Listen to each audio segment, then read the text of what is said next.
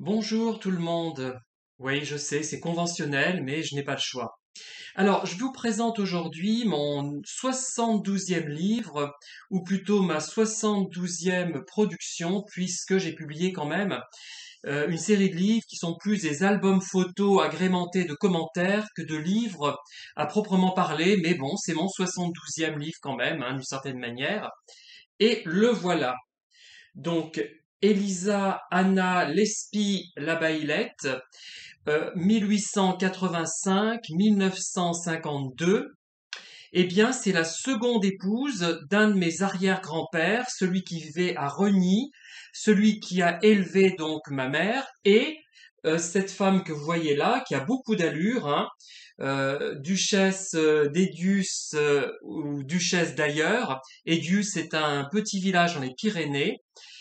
En fait, c'est elle qui s'est occupée de ma mère à partir de l'âge de 22 mois, puisque pendant les 22 premiers mois de sa vie, 21 ou 22 premiers mois de sa vie, ma mère a été mise en nourrice chez une certaine Madame Nicolaon, dont je vous parle dans Pierrette de Reny.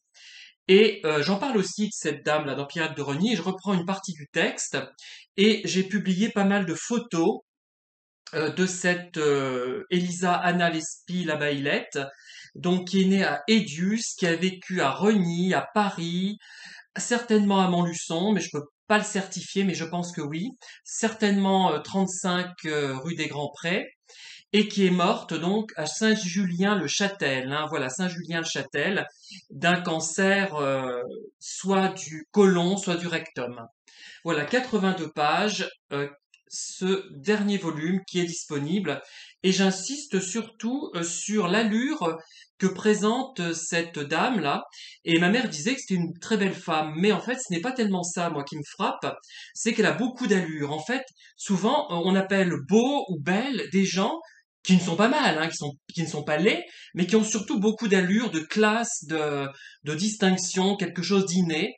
Et pourtant, elle, apparemment, cette dame était née dans un milieu assez simple, mais elle avait beaucoup d'allure, donc c'est pourquoi je l'ai qualifiée de duchesse d'Edius ou duchesse d'ailleurs. Voilà, vous comprendrez pourquoi en lisant le livre, si vous le lisez. Merci en tout cas de m'avoir écouté et à très bientôt pour de nouvelles vidéos, passionnantes vidéos d'ailleurs.